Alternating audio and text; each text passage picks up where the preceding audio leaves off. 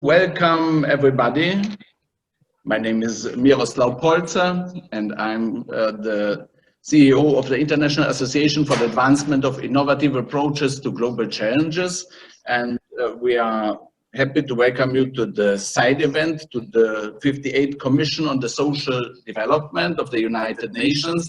And our side event has the title Digital Innovation for Youth, Empowerment and Engagement in Agenda 2030, Implementation and Climate Action. And let me here put it on the screen, our title and also the speakers that we have. We are here today to present to you our work that we are doing in our organization and in our networks with our youth climate action leaders and with partners from the UN like Hawa Diallo from the UN Department for Global Communication, and with experts like Yuping from the UN Undersecretary General's Office for the celebration of the 75th anniversary of the United Nations and for digital cooperation. And the main message that we have here is that global community needs everybody engaged, and it needs especially the power, the creativity, and the entrepreneurial spirit of young people, and to master this escalating climate crisis and other global challenges.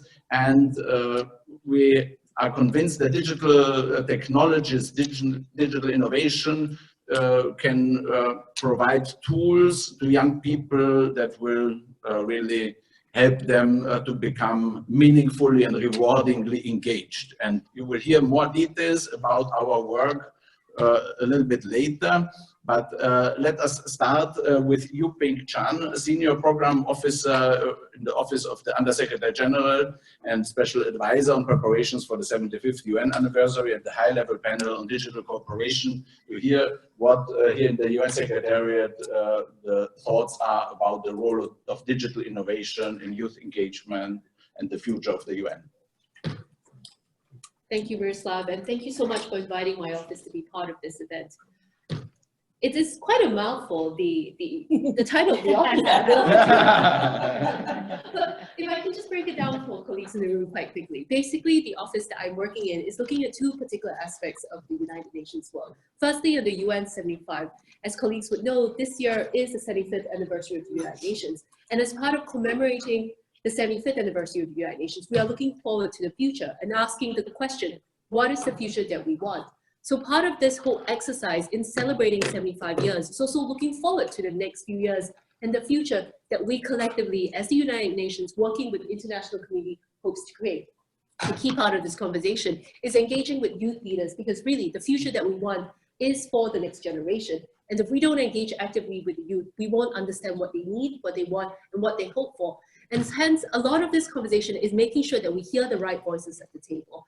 So as part of the UN 75, we've been embarking in a number of dialogues around the world, creating opportunities to hear people's voices, working closely with partners like the Department of Global Communications, Howard's team as well, to make sure that we are reaching out to the right people. And this is why I think I would take the opportunity to make a plug for the UN's It's My World and Your Future Have Your Say 1-minute survey. I'm not sure if everybody in the room has actually taken this.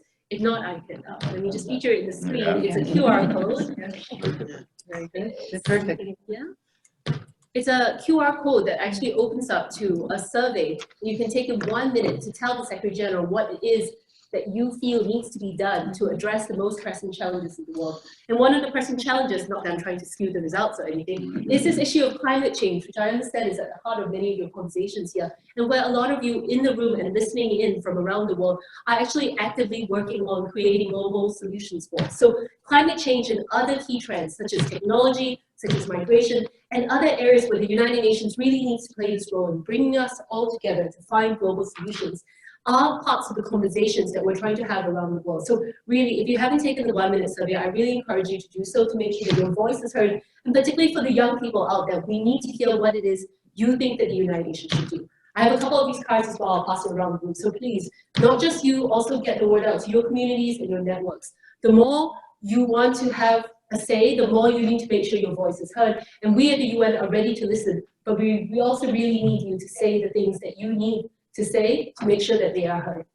So that's the UN 75 aspect. The other aspect that my office is working on is this issue of digital cooperation and the use of technology, digital aspects, cyber aspects, in finding these global solutions to these challenges that the world is facing. Last year, the Secretary General convened a high-level panel consisting of such dignitaries as Melinda Gates, Jack Ma, and other learned experts in the area of technology. Not just technology leaders, but also academics, civil society groups, as well as futurists, looking at how the future that we want could be created through engaging effectively with technology. They came out with quite a groundbreaking report that I encourage everybody to have a look at, the high-level panel's report on digital cooperation, which right now we at the United Nations are grappling with in terms of understanding the recommendations of the panel and the key issues that they raise. As part of the follow-up to the high-level panel process, we are now convening multi-stakeholder roundtables to discuss the recommendations of the panel and put forward recommendations to the Secretary General as to how the UN should take forward its engagement on issues such as digital inclusion, digital connectivity, digital human rights, global trust and security, and the need for the UN to really build a safe, secure, open, and accessible internet that allows access to all and maximizes the potential of technology. I think some of you may have heard, and it's said over and over again, that technology is a double-edged sword. It has both challenges as well as opportunities. And I think in this room, really, the fact that we are using technology to come together to address the challenge of climate change shows how we see really there is benefit in technology, but at the same time, there are also challenges that have to be dealt with. When I say challenges, for instance, the United Nations has to grapple with issues such as the malicious use of technology to, for instance, the proliferation of hate speech online, the use of technology for terrorist recruitment or to perpetuate child online sexual abuse. These are all challenges of technology that have to be addressed if we are to harness the benefits of technology and use it effectively to solve global challenges. So these are a lot of the issues that my office is currently working on. We encourage all of you to get involved in my office, be it through the UN 75 channel or through contributing perhaps to our roundtable stakeholders discussions on the recommendations of the high-level panel on digital cooperation. I really look forward to hearing all of your views today. I thank you all for coming to the United Nations to share your expertise, your experience, your different voices with us here as we all try to work together to build the future that we want. Thank you so much. Thank you. Thank you very much, Yuping. It's really a pleasure and honor to have you with us, and information about what we are planning in this field of using digital innovation to get young people involved is a workshop and a conference which we are planning in Austria towards the end of May. And it's a global challenges mapping workshop. We are convinced that young people using these digital tools can be pathfinders for local and global community to see what needs to be done. The climate crisis seems to be overwhelming, but if we break it into small actions that are achievable, if we define for ourselves, for our communities, challenges that are doable, and we specify the objects and the resources and the outcomes that we want to achieve with our individual and collective active, then we can go step by step, and this brings hope, and this gives encouragement and fun. And together we will work on this in Austria, and we are putting this in the context of the 75th anniversary as a dialogue, UN 75 dialogue, and also as part of Decade of Action. And a very important partner in all these efforts is the Department for Global Communication at Harvard-Yale, especially our friend, and we are delighted to have you with us. Please tell us a little bit what you are doing and what role our youth delegates have in your work. Thank you so much. So I basically was here today to support one of our really strong partners on the ground, as we normally do in the Department of Global Communications. I don't know if you are aware that there are two ways that civil society, NGOs, entities can have an affiliation with the UN. Department of Global Communications is just one of them, and then also through the Department of Economic and Social Affairs. So I mean, I personally take that my job is really giving access, ensuring that civil society actors, especially young people, have access and I mean real access into the United Nations and international United Nations processes and frameworks. So for us in the Department of Global Communications, it's all about outreach, advocacy, communication, working with NGOs that really will pass that next message really to the ground. Getting away from only conference room 4 or conference room C, and I'm glad that we have digital technology today, but really working with NGOs who I believe, as we all know, are doing a bulk of the work on the ground in carrying that message forth, whether it's the Decade of Action, whether it's UN 75.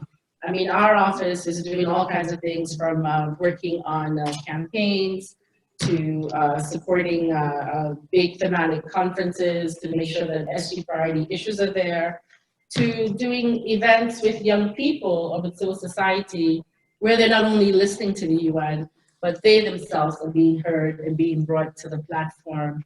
I recently was just on a mission in India. So right now, everything for me is India, India, India, because I was just blown away by the work that 2 of our NGOs are doing on the ground. And it made me even question myself. Am I too much locked in these 4 buildings here in New York? Because it was phenomenal. I went to 3 rural villages. People are always asking, how do you get to rural areas? It's through our NGOs, through our youth groups. And they were doing phenomenal work in, for example, a very conservative Muslim village where there was a dilemma for young people of wanting to migrate to urban areas because that's where all the jobs and skills were. But 1M1B, one of our NGOs, created a readiness center, a career center within the village to give all types of skills, but focus on social entrepreneurship. So at least that dilemma of, I have to leave my village is wiped out. But at the same time, the one thing I found out in India is that AI, artificial intelligence, which I actually really don't know much about, I was learning when I was there, is so big, but from the youngest level. And they were using AI to work with these young people in rural villages to build up startup companies and social entrepreneurship initiatives so that they have some livelihood. For me, that was like, wow. I mean, I went to like 3 schools, somewhere elementary, and all the young kids were talking about artificial intelligence. I'm like, I don't know if I've even heard that here in New York. And I thought I'll come back to find out what are we doing here in the US. So once I was in India, I started making a list of all the AI initiatives or AI conferences. At the UN, I found out there's a common AI common. Yes, so I learned a lot also having gone to the field. And my message to them was, how can you work with us to really accelerate localization of the SDGs? And of course, I pitched to UN 75. I went to one school of 10,000 kids. I said, you guys all have to take the SG survey. So I think that's what our work is. But I mean, in our units, I think we try to have people, and especially young people, understand that the UN is closer to them than they think. That it's not just for those buildings and the flags that you see on First Avenue, and that even that they have a role to play. So that's why one of the major things we do is we have a youth representatives program, and we have a youth steering committee. Here's one of our influencers in that committee that are helping us really to design activities, projects, even make inputs into UN papers that are coming from a youth perspective. So I'm just really privileged to be able to be part of such dynamic work and the work that Miro is doing. And I'm especially interested today to find out more about the digital aspect, because I'm trying to see how to also get that into the youth platform of the Dubai Expo 2020, which is also connected to the UN 75. So I said I wasn't here to talk, and here I go. But I'm very happy to be here and look forward to hearing more from everybody else.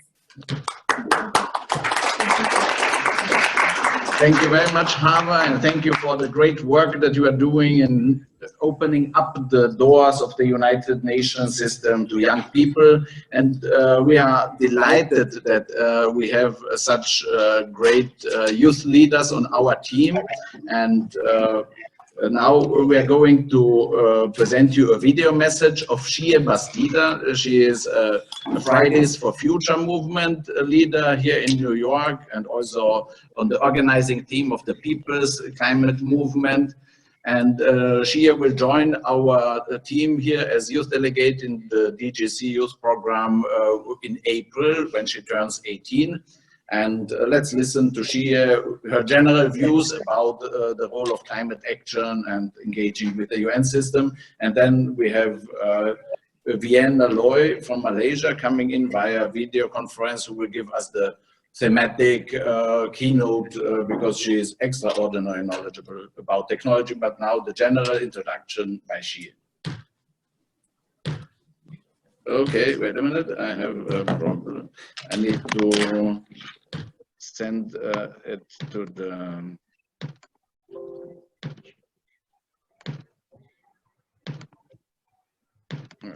Okay, now it will work.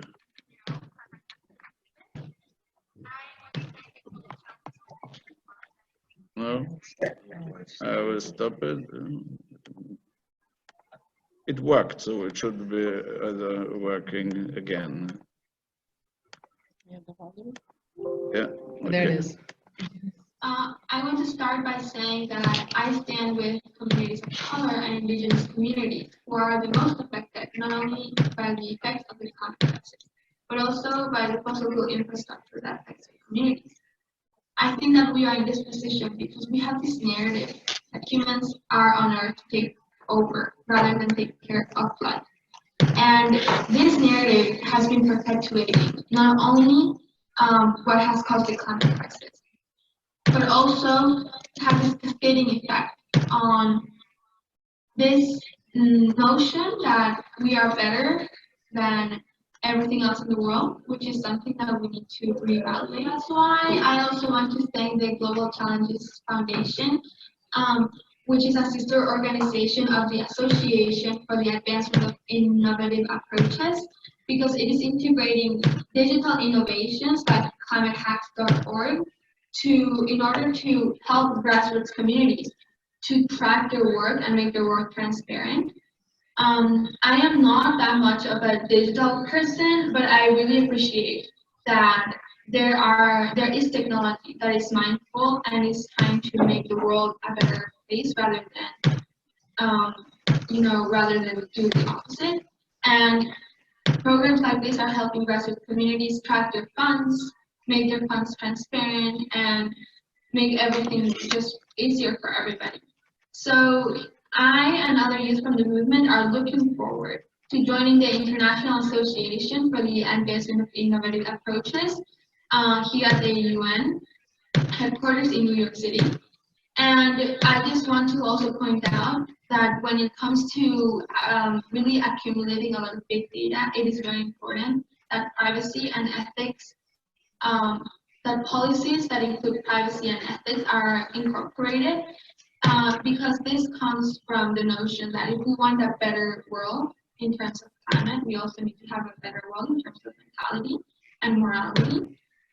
So I'm really excited that youth can be part of this conversation, because we are always going to bring the sense of moral leadership that needs to be implemented everywhere.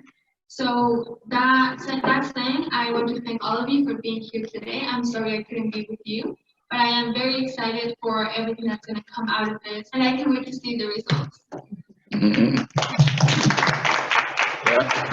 Thank you very much, Xiye. She is really an amazing leader, and really we need the social energy to wake us up to become more active and really to act on the scale and with all the necessary means to have impact in this climate crisis. And with this, as we are speaking about the means to really have impact, we are delighted to have Vienna Looi with us, one of the winners of the RebootTheEarth challenge of the United Nations, which was organized in a run-up to the Secretary General's Climate Summit last year. Vienna is also working with the Stanford University and several really leading innovations in this world, and she will tell us more about herself. And happy to have you with us, Vienna. Thank you, Miro.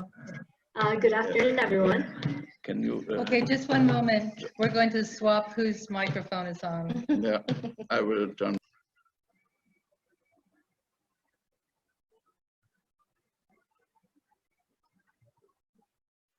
We could not connect our audio here with the loudspeakers here. So and the Okay, speakers I think here. we're good. Oh, you need the volume. No, Try Vienna? because we are now going there. Good afternoon. Yes, we can hear you. Great. Thank you. Can you hear? Yes. I think Is this already? yeah. We can't run it through, unfortunately. The members who are joining on the rest of the call from around the world are not able to go through the speaker with the video. Yeah. But But please we speak as can loud hear as you, and can, please yeah. speak up. Thank you, Vienna. Thank you.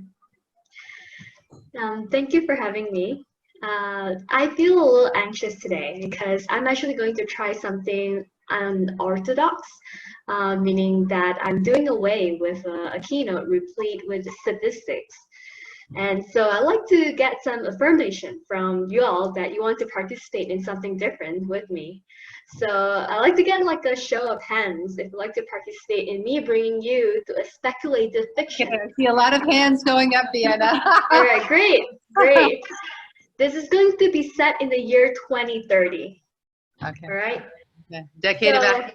All right. Now that I got all your consent, thank you. It is the year 2030 now. Welcome. We are sitting in a room celebrating the impossible. We seem to have stopped climate change once and for all. And it is because the work that we did here together 10 years ago in this exact room in 2020. So I'd like to start by recounting my inspiration of how we made it happen. And I'd like to invite all of you to share yours at the end of it. So thanks to your earlier consent, our digital identities are now linked to one another through smart contracts securely on Holochain, which is an alternative to blockchain, which is less environmentally friendly than Holochain. And I have a personal ledger that I'd like to show you all. Well, if this is, I will show you all at the end of this. Now, the ledger that I have basically shows that my participation in our celebratory event today in 2030 results in 0-degree temperature increment in the world. On the ledger, I also have my economic pocket monster, EcoMon. It is my personal open source algorithmic pet who is constantly monitoring the time, temperature, and capital flow, flowing from all of you to me in this event and between us. It is constantly making economic offers with your EcoMon, debiting and crediting and balancing our lifestyle temperature impact ledgers to ensure that we have zero environmental impact eventually, and that we stay within the 1.5 degree Celsius increment. Now, I also recall a pretty brave and honest conversation we had with one another 10 years ago. We had to raise $5 trillion a year to achieve the UN SDG goals by 2030, which I thought was a futile attempt, having just learned from Professor Bob Meister at UC Santa Cruz that the technologies of financial derivatives creation and the technologies of shadow banking have combined to lead to financial crises like the 2009 ones that increases credit supply and financial assets while leaving wage and purchasing power suppressed. So in other words, justice, like climate justice, gets postponed indefinitely until we realize that we did too little too late to avert the catastrophe. And thanks to an estimation from Dr. Sharik from Stanford, I had to ask if we knew that the too little too late point is 2.5 years from now, what might the youth do? So after asking that question, thankfully, we had some brilliant young organizers and Fridays for Future who advocated that we could divert some spending from war to restoring climate peace. It took them a good year of intense mobilization, education, and awareness for policy changes globally. We finally did it. We shifted from a world that trusts no one to a world where we actually are trusting of one another, valuing less of like what money and fossil fuel can do for us, and valuing social capital, like what is our local social climate trust, or willingness to co-finance public goods, or invest in local economy, and cherishing helpfulness, friendliness, and hospitality among people. And so one seemingly impossible phenomenon happened per the prediction of the late Nobel laureate in economics professor Elinor Ostrom. She showed that social capital not only reduces transaction costs, in fact, it reduces the need for money. And that means that meeting the SDG goals is now a $200 billion per year effort. And this is also confirmed by AI algorithms and methodologies like user-based modeling. And personally, I'm most inspired by a platform that came from an open source innovation from the Taiwanese civic tech youth. They basically came together to come together to form household collectives that provides everyone's universal basic needs, starting with the most vulnerable hubs like the indigenous people. And collaboratively, they make data-driven laws and surface climate innovations from the local grassroots communities. And if I have a chance, I'd like to show you my ledger tracking the past 5 minutes. And I would love to pose the question back to you all. What do you think also happened that made this impossible success, where we have 7.6 billion human beings contributing to 0-degree temperature increment hours? So what unique gifts were you practicing and contributing towards this success? I'd love to hear about it over Twitter at Vienna0. Thank you for having me today.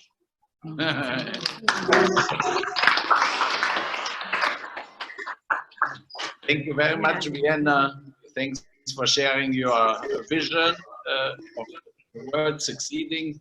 And really, we need this creativity. New worlds are possible, and together we will then work on its implementation. And we are really happy and proud to have you as our program committee chair also for the workshop in Austria later this year, and we will paint this new future and the pathway towards it with you.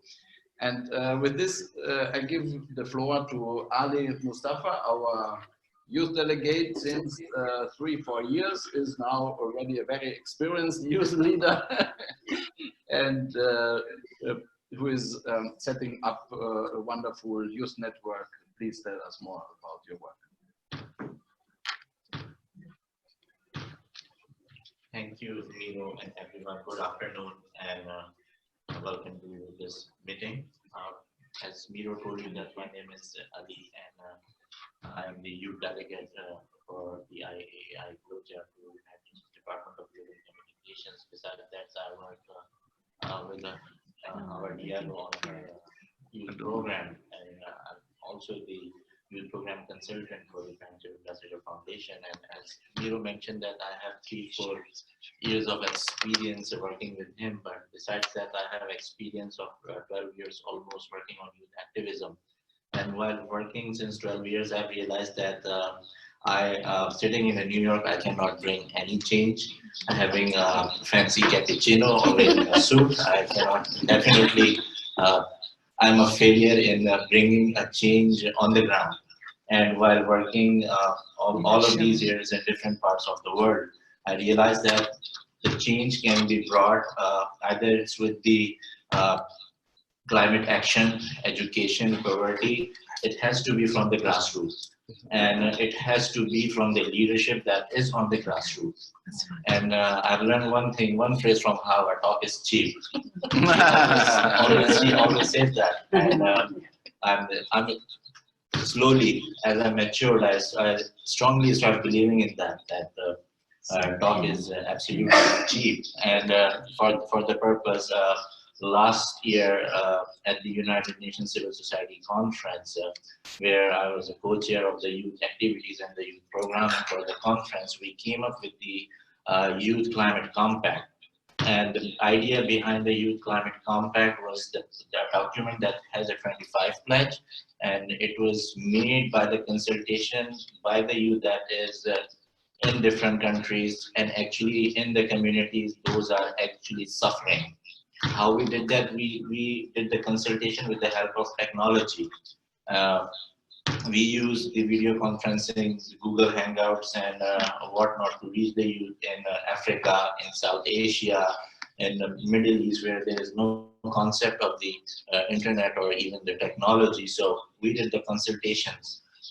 I think around 5,000 youth were reached out in those areas, and when we were reaching out for the consultation for the Youth Climate Compact, we found some exceptional leaders, young leaders in those communities who were actually, they wanted to do something in their communities. So we found good leaders in Somalia, and Sudan, in Djibouti, in Saudi Arabia, and other countries, including Bangladesh, Pakistan, and Argentina, Brazil. That was their outreach. Was Hava traveled herself to China to speak to youth over there. She had a very good trip to China, where she was able to engage the youth from civil society in China, and she traveled to Colombia also, and the results of use of technology was exceptionally excellent, as we got input for the Youth Climate Compact. And finally, on August 27, we were able to announce the Youth Climate Compact in Salt Lake City in Utah. So Youth Climate Compact basically is a pledge document by the youth that has 25 pledges of how a single person or civil society or an organization can bring about change in terms of climate actions, how we can own it up. And then again, document is a document and dog is cheap. So we wanted to do something on ground. Actually, the implementation of Youth Climate Compact, and we came out with the idea with the help of other youth representatives who are not over here, to make a group or a network where we can actually empower youth on the ground. By empowering means that we will set up a small networks in cities, not in the countries, or not even on the regional basis, in cities or in communities around the world. Network based in small cities where they can have a group of 5 to 10 people, and where by the help of technology from the New York, we can help them, with the skills, and we can provide them a little bit of resources, whatever we can, and they can actually then implement the Youth Climate Compact. This is an effort we are doing. We are calling this project Generation Next, and we have not yet announced it, but as initially when we were discussing the ideas, we already get the leaderships from the youth from 19 cities. I don't have the map right now, which I can show you, but later on. Can you put the map? Yes.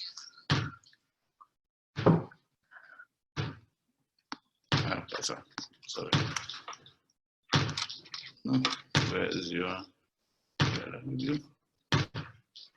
I will share the screen. Yes. I can share my screen. Yeah.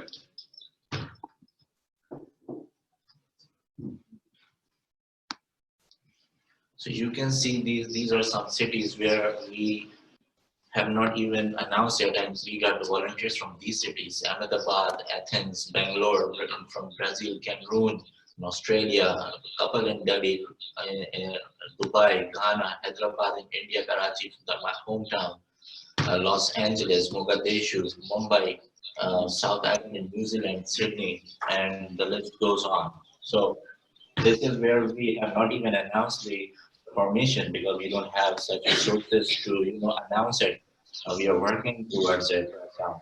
But these are already the places where, yes, we are on board and we are ready to work with you for the implementation of the Youth Climate Compact. And this is the current state. And I hope when we are officially running this project, we will be getting more of the people. The list I see over here in the cities, they are like the cities that are developed. Like in Pakistan, I can see Karachi as a city developed, in India that is developed, Australia is developed. And so we intend to reach out to the communities and the people who are actually affected by the climate change and they don't realize that.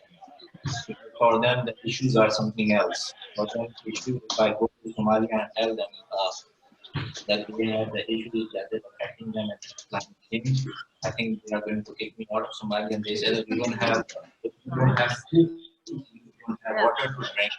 And yes, those are primary issues for them, the health, education, food, nutrition, but this is climate is an issue that is affecting them greatly and everyone around the world. So we also need to figure out the ways to make people realize, but we don't know. I have a colleague here, Regine, she was asking me the same question and I was clueless. I don't have any answer to that. And she asked me, how are you going to realize the people in Africa or in South Asia where they are affected by the war or hunger, that the climate is an issue for them. So she will ask the question from all of you later on. I hope I don't have the answer to that, definitely, because I don't know how we're going to do that, but we can definitely set up a network over there with the help of civil society and United Nations and nation states. We can gather some resources to empower you over there. Thank you. Thank you very much, Ali, and we are really happy and honored to have such wonderful leaders on our team. At our organization, we are creating this global community of people taking action. We are saying we need three pillars. One is culture, one is technology, and one is organization. It's great to have these youth leaders also reflecting this here more on this cultural side and this fight for future movement of raising awareness. Vienna on the technology side, really developing the tools, and Ali with this organizational effort of really connecting young people with the knowledge and the organizational means to get action done everywhere in the world. And with this, I give the floor to our colleague, Eileen Doohan, the member on the board of directors of the GloCha Foundation New York, who is working with Ali on this concrete youth climate action empowerment with technology. Please, Eileen. Oh, thank you, Miro. This afternoon, we'll have a few more speakers. One is a new network in Ivory Coast, My Dream for Africa, and I look forward to hearing from you, Tore.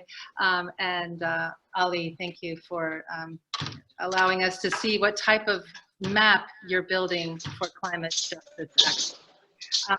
One of the innovations, digital innovations that we're bringing to this climate justice work does involve our network of networks. And it's a decentralized autonomous organization. It's a way of organizing digitally the usual things that we do for organizing networks of networks. So if I use Generation Next as the example, we see that the collaborating partners around the edge of the circle in the bright blue are the collaborators who are raising social capital. We hold the network, the DAO, and then Generation Next itself is a network of networks in all those cities. And they are part of the DAO, and it's a DAO of DAOs. So for those of you who are understanding blockchain and the uses of raising transparency and accountability in order to tap into those carbon markets to help really fund and showcase the grassroots work underway. This is a wonderful opportunity to apply digital tools for exactly that. This is the stack itself. We've published our distributed ledger technology, our DLT, which maps SDG indicators with the European Green Deal indicators, which are a little bit vague right now, but they're being defined more and more this year. And we're identifying what project is working on what specific carbon sequestration or carbon avoidance project. And so it's basic project management, it's basic organizing around the world, but we're applying digital tools for this purpose. Yeah, so I think that's a nice quick way to see it. And I'm not sure, Tore, if you have your digital node with you. I know that we just did a handoff in LA with your colleague who was traveling on the US State Department NGO Innovators. But maybe Tom McGrath, who's also participating from LA as our node master, do you have a node that you could demonstrate at all? But maybe we can turn it over to Tore. Yeah, you decide. You're running. And because we have then also Hank, who is very short. Yes. Tore, perhaps for 1 minute, you say a little bit what you are working on with Eileen, and then we will hand over to Hank Rogers, who is also one of our And I have my Dream for Africa up if you will show that. Okay. I don't think we Tore, welcome. You're on mute, Tore. Tore. How do I do this? Tore, you're on mute. Okay, there you are. Okay, thank you very much. We are from Ivory Coast, and I'm a Secretary General of Maidun for Africa, and the president is Andy Costa. So we are here engaged in many activities related to climate change and also to green transport. So we are focusing on planting trees, promoting activities that could enhance the protection of the environment, and also how we can encourage people being involved in activity related to green transport. So we encourage people to bike instead of having cars, which is very disturbing in terms of pollution. So all the activity related to reduce our carbon activity is welcome for us. And we are also member of many projects in our countries. For instance, we have we are member of the steering committee of sustainable transfer. So in our country, we have a strategy program until 2050. So we are engaged in the program as an NGO. We are giving our ideas to the government to transform our country. So we are also a member of what we call African Journeys of climate change and ecological transitions. So it will help this year. So we are engaged with our government in order to help people know more how they can change their behavior, their daily behavior, in order to meet the SDGs. So now we are trying to get involved with the blockchain climate innovation also, like what we are doing with DAO. So we hope that there will be many opportunities for us to engage with youth, because we are working also with NGOs like those who are working with youth. So we are trying to find them and make them involved in the different activities related to the SDGs. Wonderful. Thank you very much.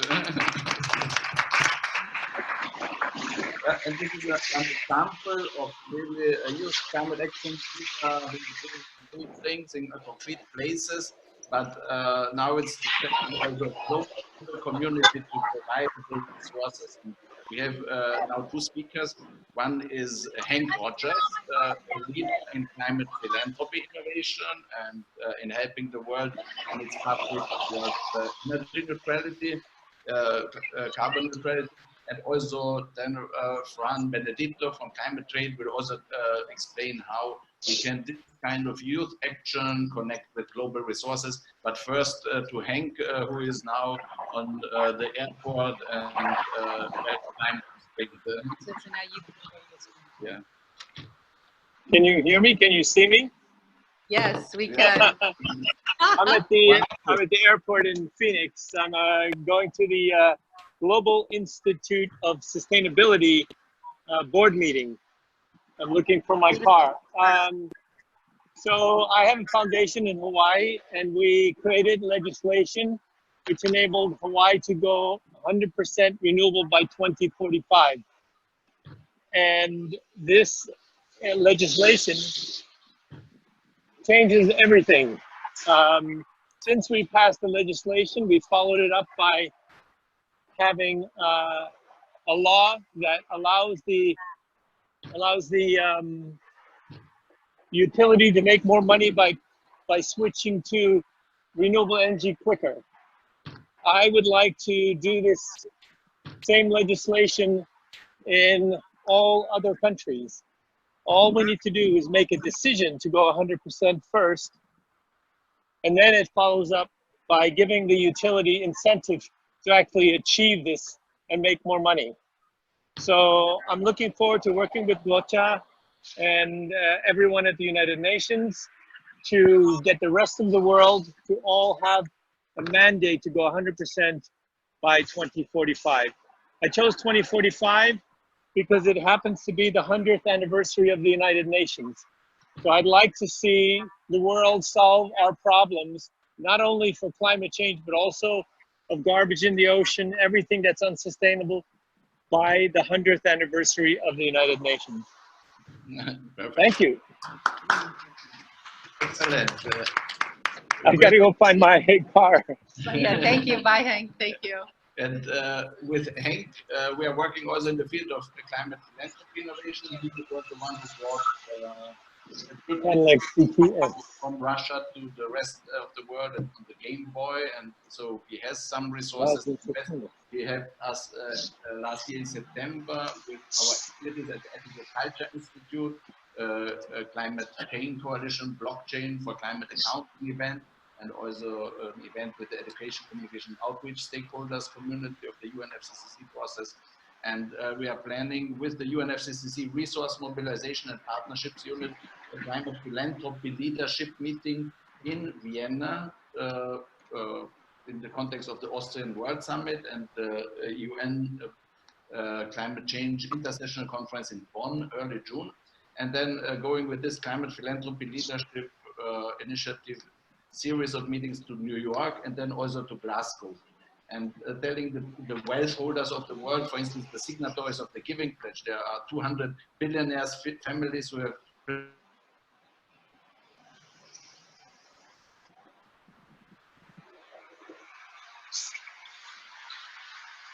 billion are waiting to be allocated, but these young people on the ground, and even the UN system and all those who we are working here to create systemic change, we have difficulties to connect with these resources. And with somebody like Hank and with the UN partnerships that we have, we are convinced that we can be bridge builders between the resource holders and this most important challenge of our time.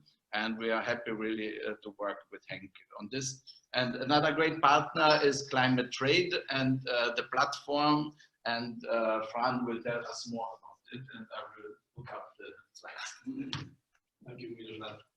Thank you everyone for being here. I know that it's a vacation day today here, so we may go more to come.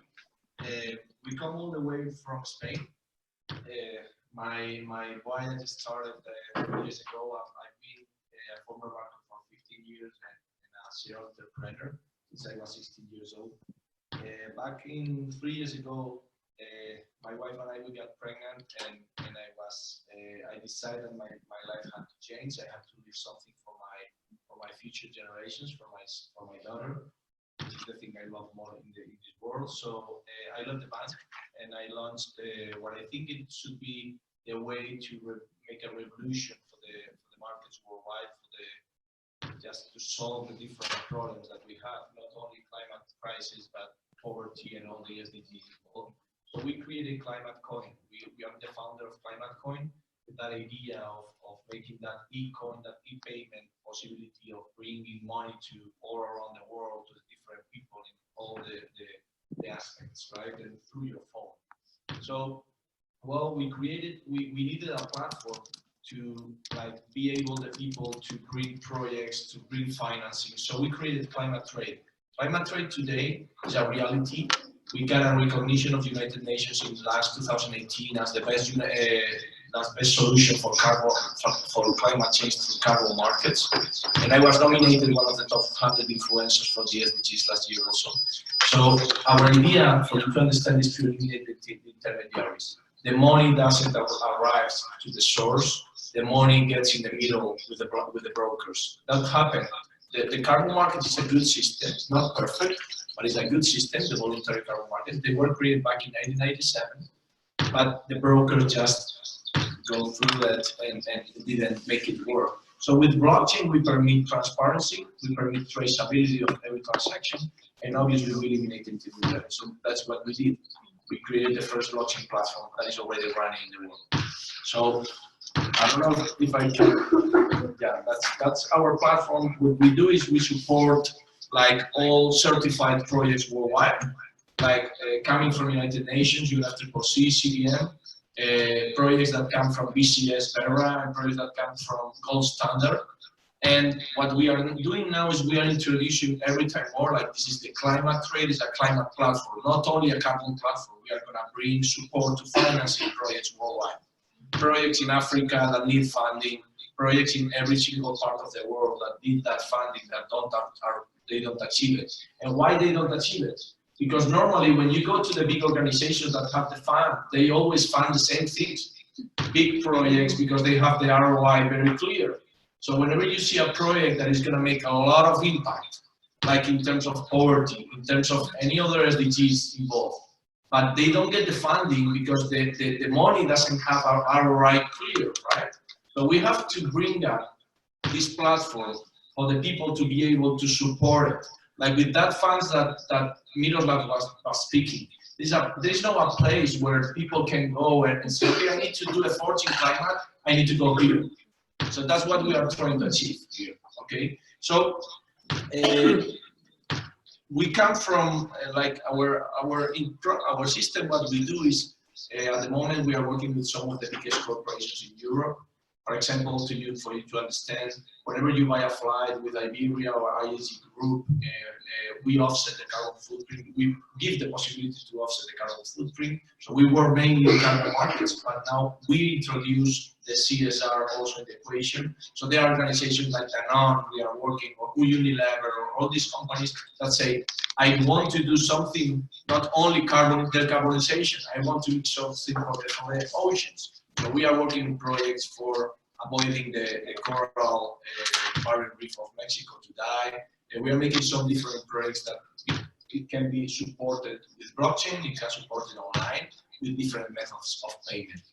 So if you can go forward, sorry. So we launched also last year a new way also to monetize that project, to bring funds to that project. And it is the Save the Planet Now solution.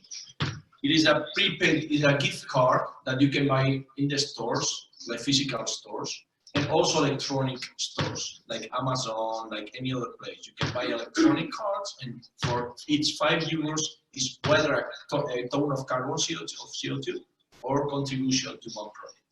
Okay, so with that you can provide funds to this type of projects. Like this is a project in the Ivory Coast where the women, because you know 2011 was the civil war there, so there are a lot of women that are widows that cannot take care of their families. So there is a ginger project, that's self-sustainable project. We give money, but they are self-sustainable. They don't need money anymore because they are going to commercialize that ginger, right? So we support some projects in the Amazonia, in Peru, also the deforestation project, and also in the corals, as I told you, in Mexico. And obviously, more help is needed. This is a Norauto campaign. I don't know if you know, Norauto is one of the biggest French companies in terms of like car repairing. So they sell bikes, electric bikes. So every time they sell an electric bike or a scooter, they buy carbon credits for planting trees in Spain. This is with Iberia, as I told you. This is Telefonica. We are offsetting the different events that they are doing. This is one of the biggest tech companies in the world. But what is important for you to understand is that we need a framework worldwide. So we want to announce that we are launching our new venture, which is the Climatecoin X. will be a reward for citizens and youth. So we will bring up through our platform, they will be used in Climatecoin X to bring imagine that here Ali is making some efforts towards sustainability. Okay, I'm driving an electric car, pure electric car, or I'm helping with the solar implantation in some projects. That should be funded, and that should be rewarded. So we need to bring a framework. We are working in a pilot, in a proof of concept in Europe. With the European Union, we are providing this, and in Spain. So in a project that we are bringing a framework in order to generate the methodologies where not only the UNFCCC CDM methodologies, that we need to add to that global mobility, electromobility, and any other things that we can reward. So with that, and Climatecoin X, we are able to bring that reward already with let's say, this grant that you can use for this, and to engage citizens and youth. But we need, like the global community, and we need regulators to be able to know that they need to embrace. I mean, it's not that it's going to be mandatory. They need to say, these methodologies are available in my country, you can use them, whether to avoid taxes, whether to have a monetary reward. You know? So that's what we are working on. We are working in Spain to make a first pilot, and from there we hope to expand it worldwide. Thank you so much.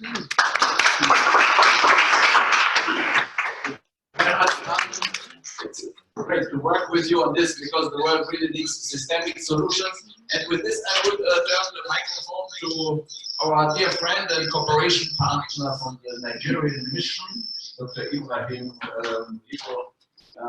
We have worked already together, and I hope this talks and presentations have inspired you also for some future joint initiatives. Thank you, Mr. Polza. We've worked together with Mustafa on several conferences on the lecture region. And the essence is we're trying to look at some of the practical impact of climate issues, climate problem on the ground and how it can be solved. And he has these great energetic ideas about the blockchain, and we're looking seriously into it.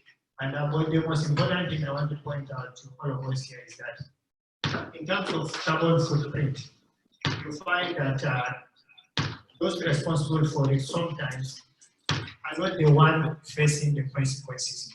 And it tells you how the complication and the need for a global solution. For example, I just saw the statistics that roughly the US consumes about 25% of the world resources. And the level of emissions, if you are to distribute it to the population, the ratio between US and Africa is 1 to 7,000. For each individual in US, that you give him a carbon footprint of 1, you need 7,000 people in the lectured region to cause similar carbon damage. So but the idea is that except we have innovative solutions, we are not going to solve these problems. I know that the UN is largely about state actors, but believe me, state actors have a lot of limitations in terms of resources, in terms of ideas. So this is where every stakeholder is needed. And this is where I think the effort being made about blockchain technology, in order to tackle or to address some of the climate issues, is very, very important, it's very innovative, and I think this is the future. Because taxes alone from citizens through governments is not going to solve this problem. These problems are deeper than what we think they are. And these problems also contribute to a lot of things now. It's not only about global warming. They also lead to conflicts, to wars, to insurgencies, to things that really, really destabilize communities, create a lot of humanitarian problems for the UN or for the world community. You find that millions of, or hundreds of millions of billions of dollars is being donated in terms of getting humanitarian relief for populations across the world due to climate issues. If we are able to eliminate some of these carbon issues, you find that the conflicts will even become less. And lecture is a very good example of that, where a huge population of millions, tens of millions of people are living on the lake, or the lake is continuously shrinking. And because of the poverty and related issues, we find that conflicts, insurgencies, people are rebellion from all types against governments for things that the governments are not even responsible for things that others from billions of miles away are contributing to that. So what I'm trying to say here, we need global solutions, innovative solutions, like that you are discussing here. And I think the future is with the young people who should be able to come up with innovative ideas rather than everybody relying either on the UN or the state actors to do the work. We need the NGOs, we need the individuals, we need the young people, we need other stakeholders who come in order to solve this great crisis that the human race has never faced before. I don't think this world has ever faced climate issues like now. And if we do not address it, the future is not good for anybody. Nobody is going to be safe from conflicts, from migration, from refugees, and it's going to affect everyone in the world. Nobody wants to leave their country, nobody wants to leave their homeland. When you see people are moving up, and so people are talking about with closing our borders, there is more to that. People don't really need to do that. But because of consequences of what others are doing, it's also contributing to why humans are moving from wars to other conflicts that are related to our nations and to our civilization that is based on the capitalist mode of production, whereby all we think is just consumption, consumption, consumption, satisfying the realistic rather than thinking of the long term of the planet, which is not only for us that are sitting in this room, but this planet also belongs to the generation that are yet unborn.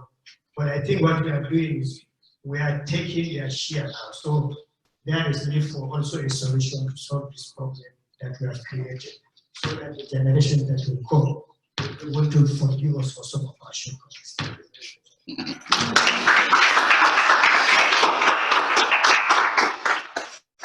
Thank you very much. It's wonderful to hear your systemic thoughts, but also how you are connecting the work of yourself and your mission with the realities in the Lake Charter region, because global community, global goals need to deliver to places like Lake Charter where it's most challenging, most difficult. We need to show that this kind of digital innovations and our solutions, that they deliver as well. And as Ms. Yuping has said that she will have need to go relatively quickly, I thought it would be nice if we could hear from you, perhaps some reflections about what you've heard, and then we make tour de table till we get kicked out.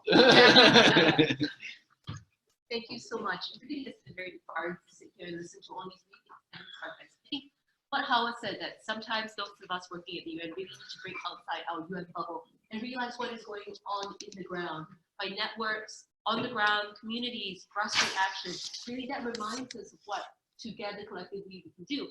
And I think what the UN really needs to do is to bring these stories forward so that they can serve as examples, good practices, role models to inspire everyone else and actually to galvanize practice of communities around the world as well. I just want to pick up on a couple of elements that I heard. I think this whole issue about new technologies, I have to say this, the UN, bless its heart and soul, is realizing only too late that these new technologies, which are actually not that new, is really something we have to grapple with. I mean, artificial intelligence, blockchain, and so forth. It only has taken us right now to realize that really we need to catch up to what's going on. And in doing so, we really need to learn from all these practitioners that actually are out there doing very practical things with these technologies so that the UN itself can decide how best to leverage on these, as well as support you in all the exciting work that you're doing. So really, I encourage all of you to continue bringing these stories and these examples of what you are already doing and embarking on here to the UN, so that we, among all of us in the UN community here, can learn from what you're doing and give it some publicity and support so that we can actually use our own networks to amplify the impact that you're already having. I think the point that Xiye made about privacy and ethics is actually a good one, because in all the conversation about new technology and how we can leverage all these emerging forms of communication, networks, and practice, we also have to bear in mind fundamental human rights, the need for inclusion, as well as to take into account certain aspects of how the technology might be misused. So I think this is another aspect that we would also very much benefit from the practice and from the expertise of those around the table. I think that what Ali was saying and about what Hank was saying about the need to build bridges, to connect communities of individuals, networks on the ground, these are actually, again, things that the UN is not very good at. We're very centralized here at the UN. So we tend to look at things organized in our little compartments and silos. And really, again, this new way of working, networking, networks of networks, even Zoom practice is not something that that comes naturally to the UN. So bear with us as we find our way in what is really a new way of working for the UN. The last point I want to make, and I think really drawing on the expertise of everybody in the room, your engagement here, is a point that I think was very, very strongly made by our colleague from Nigeria when he said that we need a multi-stakeholder approach. Traditionally, the UN has been about member states and governments, and at its core, it will remain about governments and member states. But we need to recognize that in finding solutions, it can no longer be left to governments. It requires stakeholders, be it the youth, the civil society, the technology partners, the companies, the financing partners, all of these elements in a collective chain to come together to find global solutions. Certainly, member states will always be important, but at its heart, the UN also must be about multi-stakeholder processes.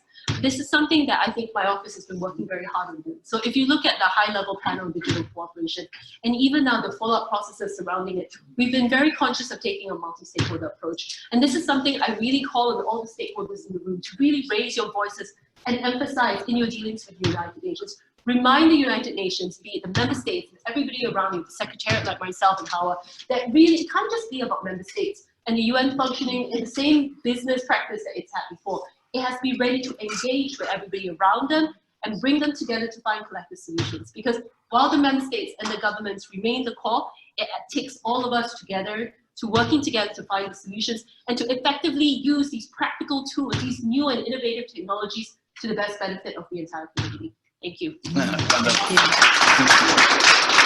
Thank you very much.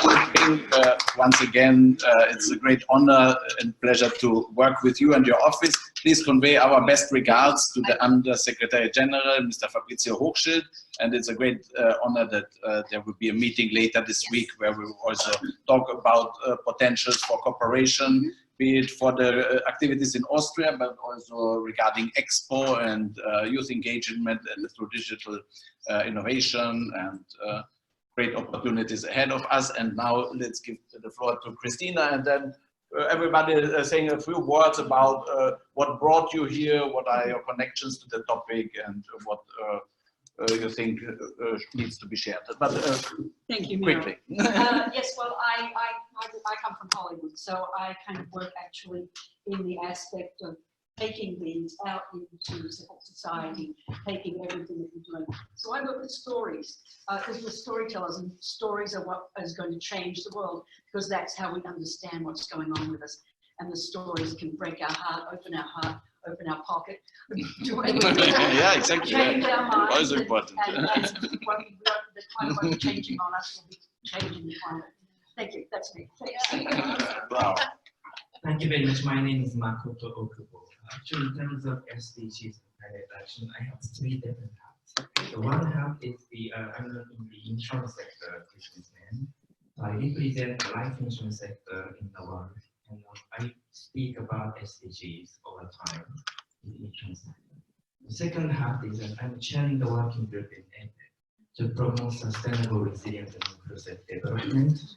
And then the third, I'm a project director for Music for SDGs project, using the music to promote SDGs. And I combine three functions into one. I came from the Sydney, actually, the day before yesterday. And it was so hot, I couldn't resist this temperature, and I came back to the very mid-winter.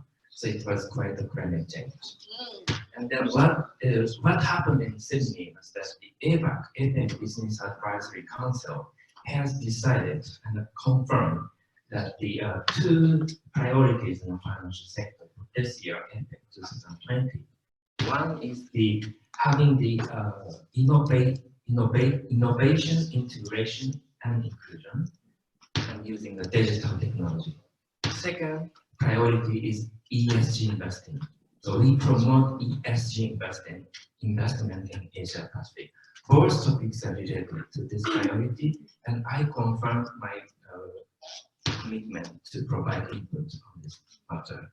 And when we have the presentation about insurance companies' contribution, I made my keynote speeches musical. So for example, we are creating the music shows to promote SDGs. I brought my artist, Shigori. She's a very famous singer and singer-songwriter. She's very known for anime. For example, she's a regular attendance in the Anime or something. But she's also trying to promote some music. Maybe now she's now intends to create a music, for example, to your recommendation, your message into a musical show, and then later this year we have a concert. Yes, exactly.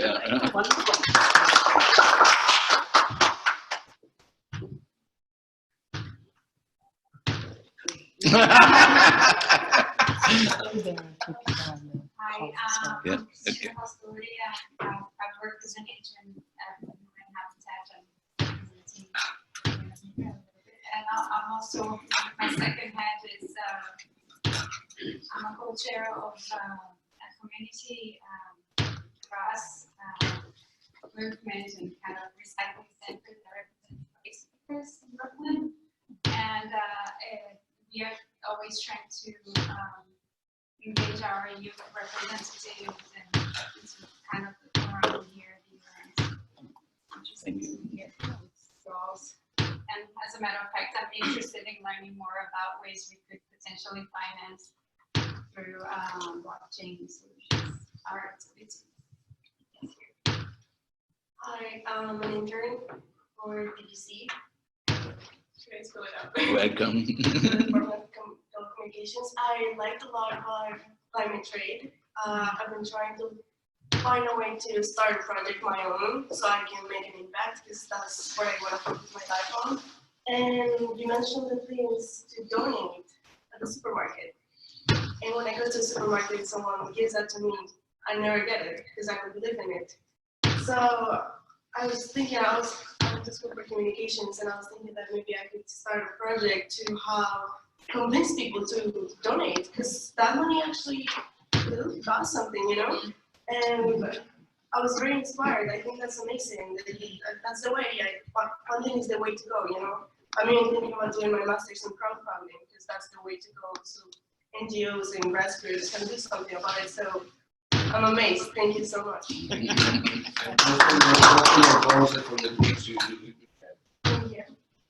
Hi, I'd like to ask a question. My name is Jack Lee. I'm from the Loretto community. I think a lot of the concepts you guys have been talking about today are pretty high level, things like financial derivative, blockchain, holochain. I wanted to ask, how can we make these ideas more accessible to the world? Thank you for the question.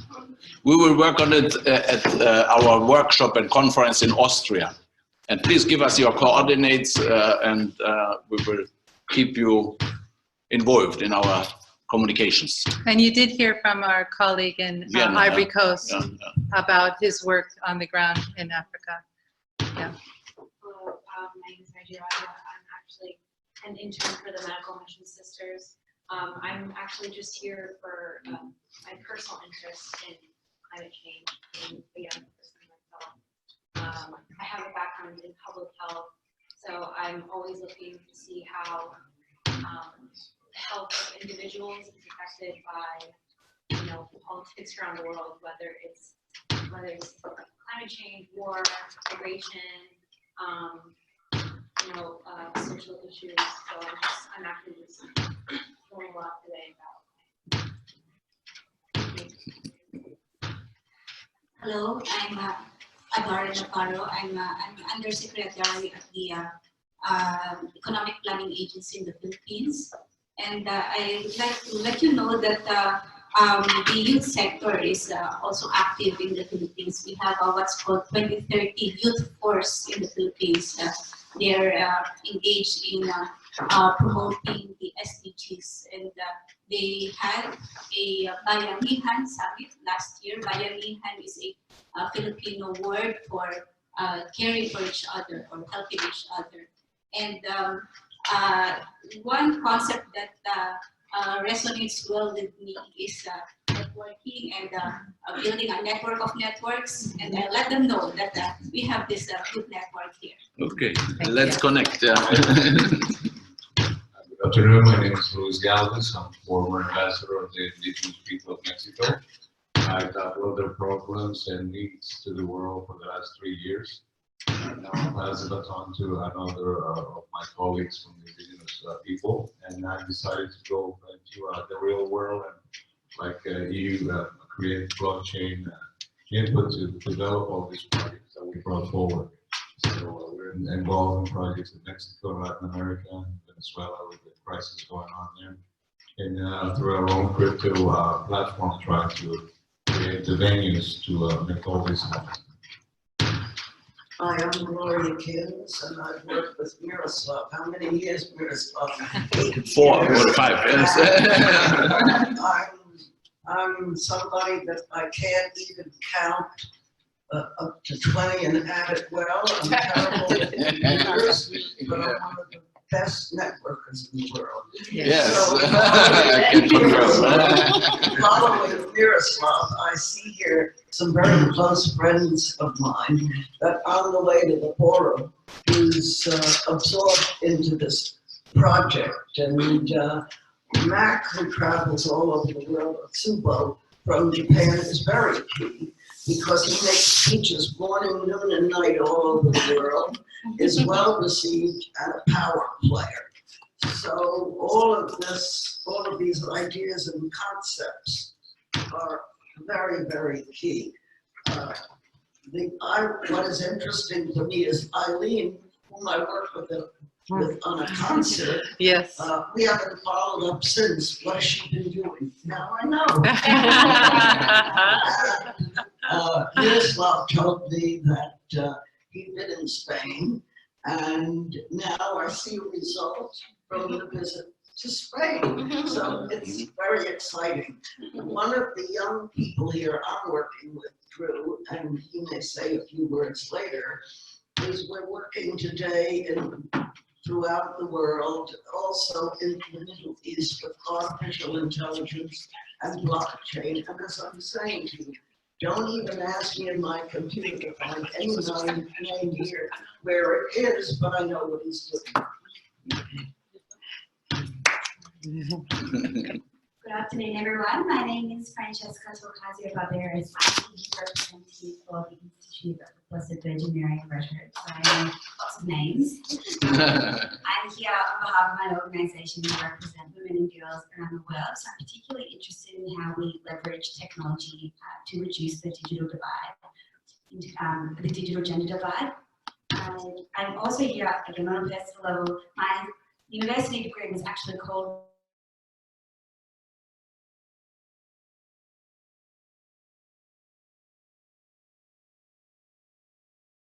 just research and do the science, but also communicate the science and have an impact through science. So I'm particularly interested, and I love the idea of telling stories to influence change.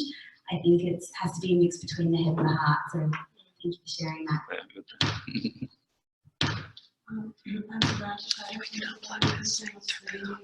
Oh, wonderful. And I'm here today because for a mission we follow all the three topics very closely to climate change and technology.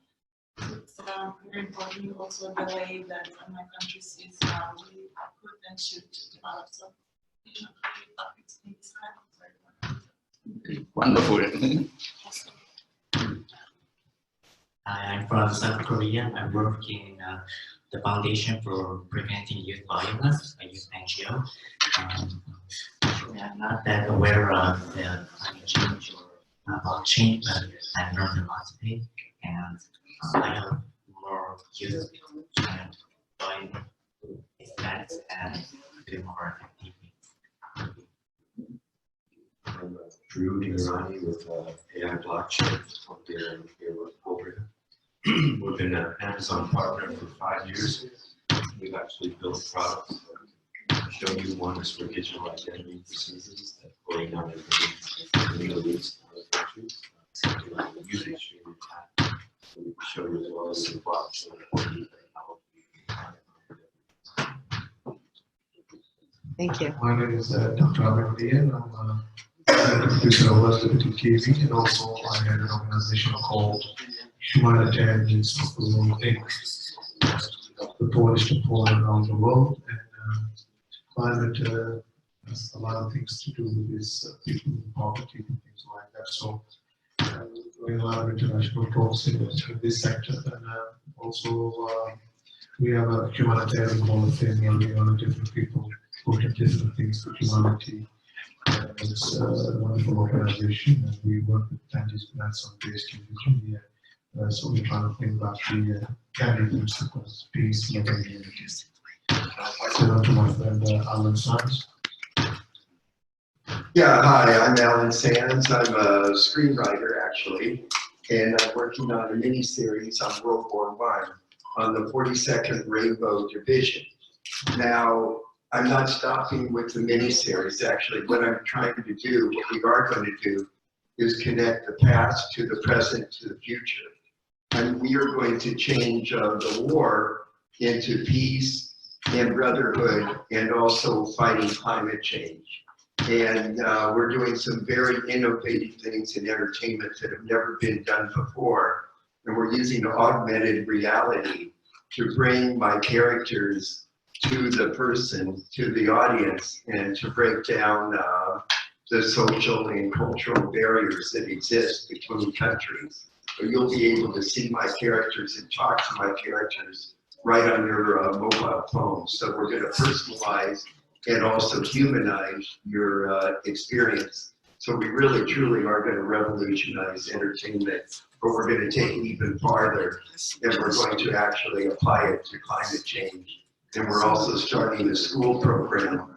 I call it the Keepers of the Peace, sister school program all around the world, where we're going to be working with programs to break down, to work together to get countries working together for climate change with activities in their own communities.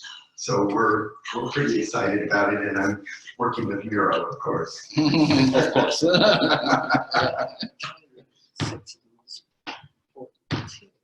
Hi, I'm Virginia Nancy, and I just have a question. How do you bring knowledge and improvements towards climate action in countries that don't have the same resources and are already struggling? Okay, perfect.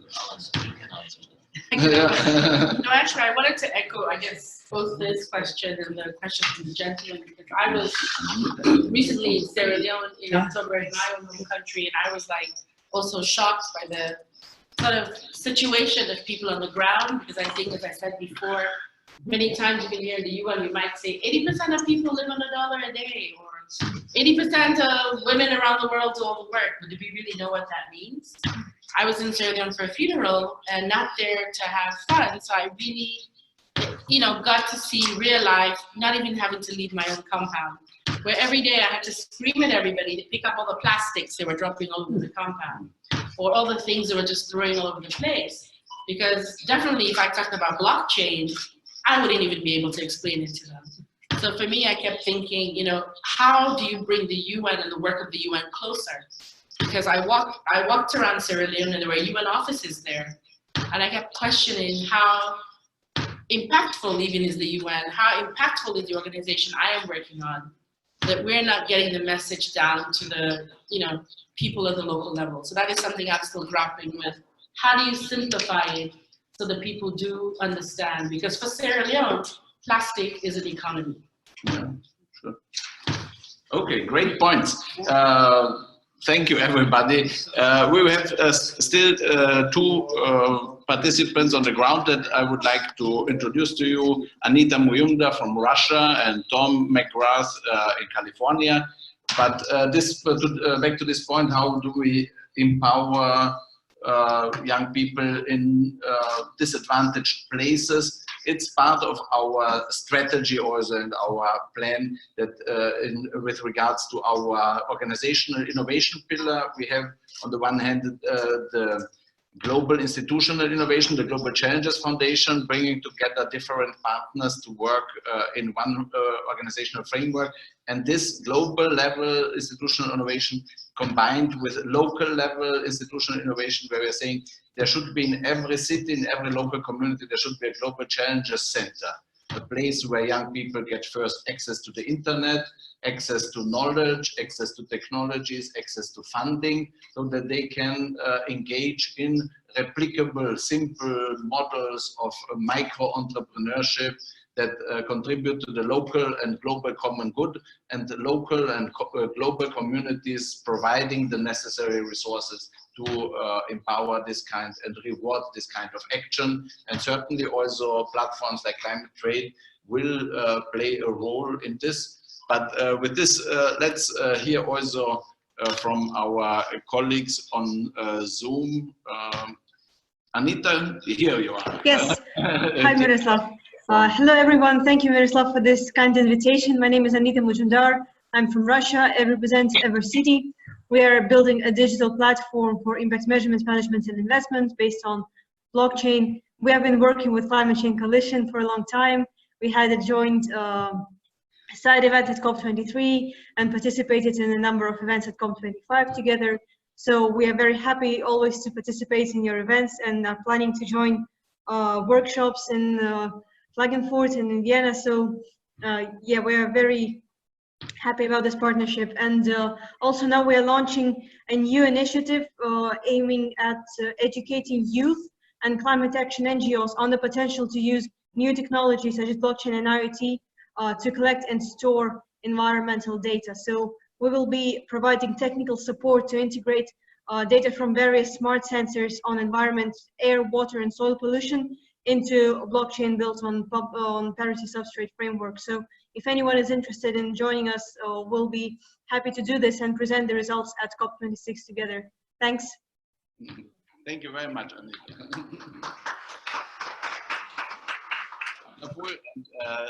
Tom is also on the line. Let's bring in Tom as well. The key part. Hello, thank you.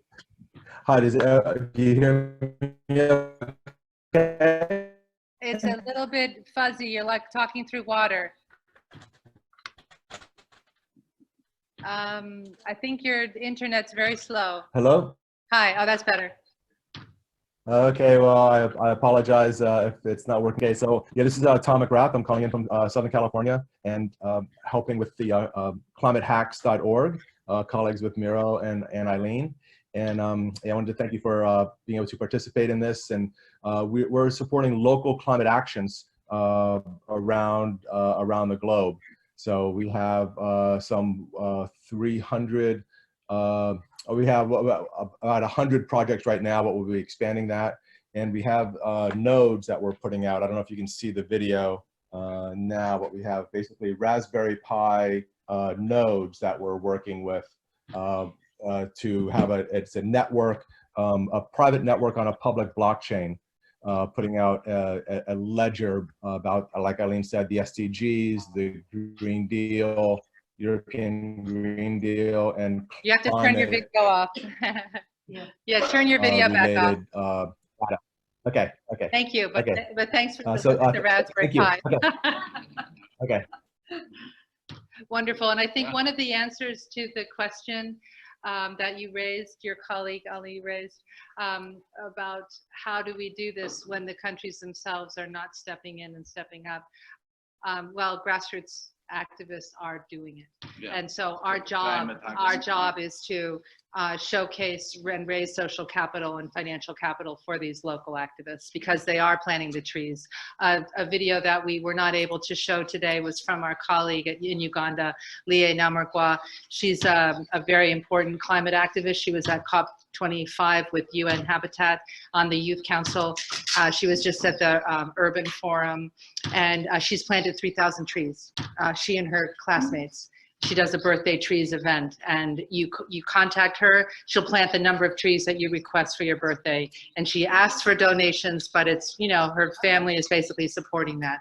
They do it in a reserve nearby in Uganda, and it started by her asking the question, why are we having suddenly all these landslides? Well, it's because of the deforestation underway and the rapid increase in velocity of the storms. So her parents helped her sort it out and created concrete action. These are happening all over the world, and it is our job to find them and help them become part of a strengthening network. So it's a joy. Yeah, thank you. And we can show her. Oh, we might be able to. It's a little bit hard to hear. Share those resources across. Yeah.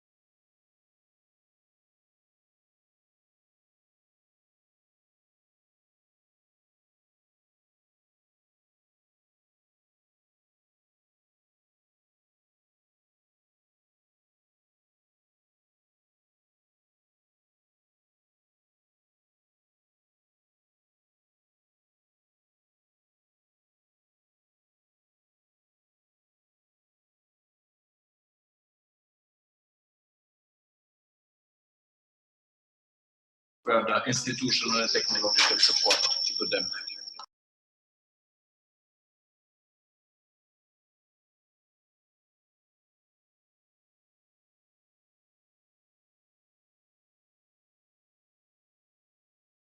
Yes, everyone, thank you. Miro's turned it on. Yeah, thank you. Thank you for participating. Thank you. Vienna, would you like to say something?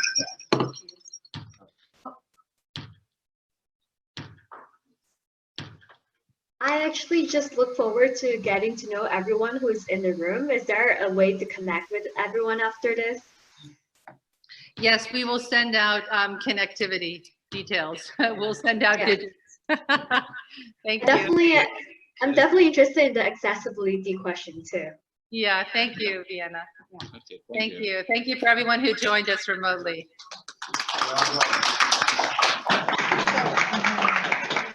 I'll say close the gap. The young lady from Uganda is on the UN Habitat Advisory Board.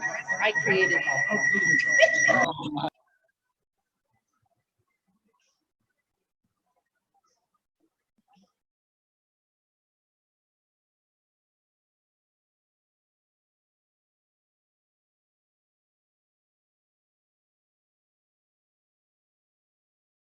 Okay, bye-bye, guys. Take care. Thank you so much. Bye, Torre. Bye, Tom. Bye, Vienna. Oh, yeah, please. Take care.